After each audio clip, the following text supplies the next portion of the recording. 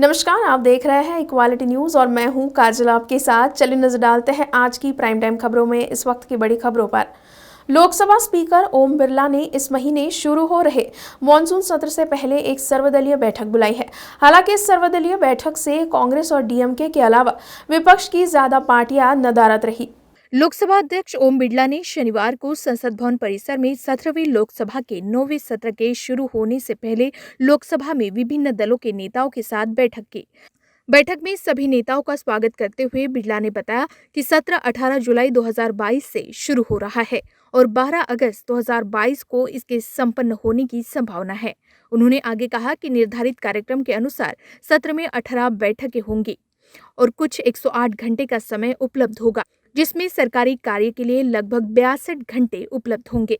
उन्होंने कहा कि बाकी का समय प्रश्नकाल, शून्यकाल और गैर सरकारी सदस्यों के कार्य के लिए आवंटित किया गया है। बता दें कि सर्वदलीय बैठक में विपक्ष से सिर्फ कांग्रेस के अधीर रंजन चौधरी और डीएमके से टीआर बालू बैठक में शामिल रहे। इसके अलावा TMC, NCP, Samajwadi party, BSP, BJD, CPM, JMM, TRS, TDS, national conference, Akali Dal और दूसरी पार्टियों से कोई भी बैठक में मौजूद नहीं रहा। इस मीटिंग में शामिल होने वाले अन्य नेताओं में केंद्रीय मंत्री और बीजेपी सांसद मौजूद रहे। 18 जुलाई से प्रारंभ होकर 12 अगस्त तक चलेगा। सत्र के संबंध में आज सभी दल के नेताओं से विचार विमर्श हुआ, चर्चा हुई। मैंने सभी दलों के नेताओं से आग्रह किया है, देश के हित में, देश की जनता के हित में हम देश के महत्वपूर्ण मुद्दों पर चर्चा करें, संवाद करें, लेकिन सदन बिना व्यवधान के मर्यादा से चले, सभी दलों के नेताओं का सहयोग रहे ताकि देश की जनता की आकांक्षा, अपेक्षाएं इन सदन के माध्यम से हम पूरी कर सकें। सभी दलों के नेताओं ने, सरकार की तरफ से संसदीय कार्य मंत्री ने यह आश्वस्त किया है कि हम सदन की कार्रवाई में सहयोग करेंगे, महत्वपूर्ण मुद्दों पर चर्चा भी करेंगे, विधेयक पर भी चर्चा, कि हम सदन की कार्रवाई में सहयोग करेंगे, महत्वपूर्ण मुद्दों पर चर्चा भी करेंगे, विधेयक पर भी चर्चा करेंगे। प्रधानमंत्री नरेंद्र मोदी ने शनिवार को यूपी में रेवड़ी कल्चर के बहाने विपक्ष पर जमकर हमला बोला तो देर शाम दिल्ली के मुख्यमंत्री अरविंद केजरीवाल ने खुलकर प्रतिक्रिया दी है। अरविंद केजरीवाल ने कहा कि मुझ पर आरोप लगाए जा रहे हैं कि केजरीवाल फ्री की रेवड़ियां बांट रहा है, मुझे गालियां दी जा रही है। उन्होंने कहा कि आज दो किस्म की राजनीति चल रही है, एक ईमानदारी की और दूसरी भ्रष्टाचार की। ईमानदार राजनीति आप कर रही है, हम एक एक चीज में पैसे बचाते हैं, जनता को सुविधाएं देते हैं। दूसरी भ्रष्टाचार की राजनीति में अपने दोस्तों को ठेके देते हैं, मंत्रियों को सुविधाएं देते हैं, जनता को सुविधाएं नहीं देते। मुझ पर आरोप लगाए जा रहे हैं कि केजरीवाल फ्री की रेवड़ियां बांट रहा है, केजरीवाल फ्री बीज दे रहा है, मुझे भद्दी भद्दी गालियां दी जा रही है, मेरा मजाक उड़ाया जा रहा है। आज मैं देश के लोगों से पूछना चाहता हूं कि मैं क्या गलत कर रहा हूं। दिल्ली के गरीबों के बच्चे, मिडिल क्लास के बच्चों को मैं सरकारी स्कूलों में शानदार शिक्षा दे रहा हूं, लेकिन फ्री में शिक्षा दे रहा हूं। मैं लोगों से पूछना चाहता हूं कि क्या मैं फ्री की रेवड़ियां बांट रहा हूं या देश की नींव रख रहा हूं। दिल्ली के सरकारी स्कूलों में 18 लाख बच्चे पढ़ते हैं। इन 18 लाख बच्चों का भविष्य अंधकार में था। अभी तक हमारी सरकार बनी थी उसके पहले जैसे देश भर में सरकारी स्कूलों का बेड़ा गर्क है, देश भर में सरकारी स्कूलों की बुरी हालत है, वैसी दिल्ली के सरकारी स्कूलों की हालत थी। पढ़ाई होती नहीं थी, सरकारी सारे स्कूल टूटे फूटे पड़े थे, दीवारें टूटी हुई थी, छतें छू रही थी, ब्लैक बोर्ड था नहीं, डेस्क नहीं थे, नीचे बैठे रहते थे बच्चे, उनकी कोई पढ़ाई नहीं होती थी। 18 लाख बच्चों का भविष्य बर्बाद था।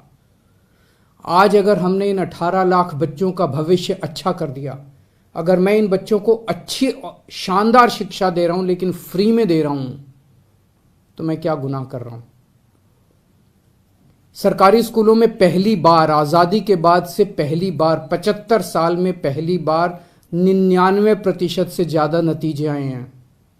मैं अगर अपनी बड़ाई खुद करूं तो कहा जाएगा कि केजरीवाल खुद अपनी बड़ाई कर रहा है, लेकिन नतीजे 99% से ज्यादा नतीजे आए हैं सरकारी स्कूलों के। प्राइवेट स्कूलों को भी पीछे छोड़ दिया। पिछले कुछ सालों में 4 लाख बच्चों ने दिल्ली के प्राइवेट स्कूलों से नाम कटा के सरकारी स्कूलों में भर्ती हुए हैं। ये कोई छोटी बात नहीं है। आज गरीबों के बच्चे आईआईटी के अंदर कंप्यूटर, मैकेनिकल इंजीनियरिंग की पढ़ाई पढ़ रहे हैं, नीट के पेपर पास करके डॉक्टरी की पढ़ाई पढ़ रहे हैं। एक लड़का है गगन, उसके पिताजी कार्डबोर्ड बनाने, गत्ते के डिब्बे बनाने की फैक्ट्री में मजदूरी का काम करते हैं। कोरोना में वो नौकरी भी छूट गई, 15,000 रुपये महीने कमाया करते थे। आज गगन का एडमिशन आईआईटी धनबाद में कंप्यूटर इंजीनियरिंग में हुआ है। उससे पूछ के देखिए कि क्या केजरीवाल फ्री की रेवड़ियां बांट रहा है या देश का भविष्य बना रहा है। सोमवार को राष्ट्रपति पद के चुनाव के लिए मतदान होना है। ऐसे में चुनाव से पहले वंचित बहुजन आघाड़ी के प्रमुख प्रकाश आंबेडकर ने यूपीए की ओर से राष्ट्रपति पद के उम्मीदवार यशवंत सिन्हा से मांग की है कि वो अपनी उम्मीदवारी वापस ले ले और एनडीए की राष्ट्रपति पद की उम्मीदवार द्रौपदी मुर्मू का समर्थन करे। वंचित बहुजन आघाड़ी के प्रमुख प्रकाश अंबेडकर ने अपनी यह मांग एक ट्विटर के जरिए कही है। उनके इस ट्वीट से यह साफ हो गया है कि वे भी एनडीए उम्मीदवार द्रौपदी मुर्मू का समर्थन करने वाले हैं। इससे पहले यूपीए में रहते हुए शिवसेना ने भी द्रौपदी मुर्मू के समर्थन का ऐलान किया है। प्रकाश अंबेडकर ने अपने ट्वीट में लिखा है कि मैं मिस्टर यशवंत सिन्हा से राष्ट्रपति पद की रेस से बाहर आने की अपील कर रहा हूं, क्योंकि सभी पार्टियों के कई अनुसूचित जाति और अनुसूचित जनजाति के सदस्य मैडम द्रौपदी मुर्मू के समर्थन में वोट देने के इच्छुक हैं। उन्होंने अपनी इस मांग की वजह भी बताई है। प्रकाश अंबेडकर ने कहा है कि अनुसूचित जाति और अनुसूचित जनजाति के ऐसे कई नेता हैं जिनका ताल्लुक एनडीए से नहीं है, लेकिन वे द्रौपदी मुर्मू के पक्ष में मतदान करना चाहते हैं। ऐसे में उनके सामने पशोपश की स्थिति पैदा हो गई है। महाराष्ट्र में एकनाथ शिंदे सरकार के कैबिनेट विस्तार को लेकर चल रही चर्चाओं पर विराम लग गया है। बताया जा रहा है कि महाराष्ट्र सरकार के कैबिनेट में शिंदे ग्रुप के 13 विधायक मंत्री पद की शपथ लेंगे, बाकी पर भाजपा अपना कब्जा रखेगी। पहले कैबिनेट विस्तार की तारीख को लेकर असमंजस की स्थिति थी, लेकिन सूत्रों द्वारा जानकारी के अनुसार शिंदे कैबिनेट के सभी विधायक 20 को गोपनीयता की शपथ लेंगे।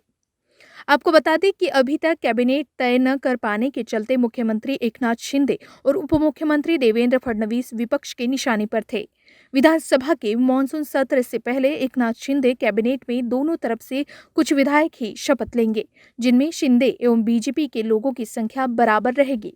जानकारी के मुताबिक इस दौरान भाजपा से 6 और शिंदे गुट से भी करीब इतने ही विधायक मंत्री पद की शपथ ले सकते हैं। भाजपा के प्रदेश अध्यक्ष चंद्रकांत पाटिल और दिग्गज नेता राधाकृष्णन विखे पाटिल पहले चरण में कैबिनेट मंत्री के रूप में शपथ ले सकते हैं। वहीं यह देखने वाली बात यह होगी कि शिंदे समूह से कौन इस लिस्ट में शामिल होता है। आपको बता दें कि राष्ट्रपति चुनाव के मद्देनजर सभी विधायक मुंबई में अपना वोट डालने आएंगे, इसलिए उनको 20 तारीख को ही शपथ दिलाई जाएगी, ताकि वह अपने निर्वाचन क्षेत्र से दोबारा मुंबई के लिए वापस न आना पड़े। अन्यथा खबरों के अनुसार बताया जा रहा था कि शिंदे सरकार का कैबिनेट विस्तार 17 या 18 तारीख को हो सकता है। उत्तर प्रदेश की राजधानी लखनऊ में लुलु मॉल में हनुमान चालीसा पढ़ने जा रहे करनी सेना के सदस्यों को पुलिस ने खदेड़ दिया है। पहले लुलु मॉल में नमाज का वीडियो वायरल होने के बाद हंगामा बरपा था और अब मॉल के अंदर हनुमान चालीसा पढ़ने का वीडियो वायरल हो रहा है। आज करनी सेना और राष्ट्रीय हिंदू संरक्षण दल के कार्यकर्ता भगवा ध्वज लेकर और जय श्री राम जय हनुमान के नारे लगाते हुए जैसे ही मॉल के अंदर जाने लगे, पुलिस ने उन्हें रोक लिया। इसके बाद कार्यकर्ता मॉल के बाहर ही हनुमान चालीसा पढ़ने लगे। दरअसल पुलिस ने लाठियां फटकार कर उन्हें खदेड़ दिया, तो कार्यकर्ताओं की पुलिस से झड़प हो गई और लगभग 20 कार्यकर्ताओं को पुलिस ने हिरासत में लिया, जिसके बाद अब 2 युवकों का हनुमान चालीसा पढ़ते हुए वीडियो वायरल हो रहा है। पुलिस ने दोनों युवकों को हिरासत में लिया है। मॉल में नमाज पढ़ने के वीडियो के बाद हनुमान चालीसा पढ़ने का वीडियो भी वायरल हो रहा है। ऐसे में हाल ही में लोगों के लिए लखनऊ के सबसे बड़े मॉल का विवाद थमने का नाम नहीं ले रहा है। हर रोज बवाल हो रहा है। हिंदुत्ववादी संगठनों ने लुलु मॉल पर बैन लगाने तक की मांग कर डाली है। गर्मी और उमस से राहत देने वाली बारिश अब आ गई है। दिल्ली एनसीआर में अचानक आई बारिश ने लोगों को उमस भरी गर्मी से राहत दी है। नोएडा में काफी तेज बारिश हुई। दरअसल देश के कई राज्यों में भारी बारिश ने तबाही मचा रखी है। वहीं दूसरी तरफ बारिश न होने की वजह से दिल्ली में उमस भरी गर्मी से लोग परेशान हैं। प्राइम टाइम खबरों में अभी के लिए इतना ही। फिर होगी आपसे मुलाकात। तब तक के लिए आप देखते रहिए इक्वालिटी न्यूज। खबरों को और भी विस्तार से देखने के लिए आज ही हमारे फेसबुक पेज को लाइक और फॉलो करना ना भूलें। साथ ही हमारे यूट्यूब चैनल को सब्सक्राइब करें। अब आप अपना लोकप्रिय चैनल इक्वालिटी न्यूज नागपुर के Digiana cable network channel number 94 और ACN GTPL केबल नेटवर्क के चैनल नंबर 99 पर देख सकते हैं।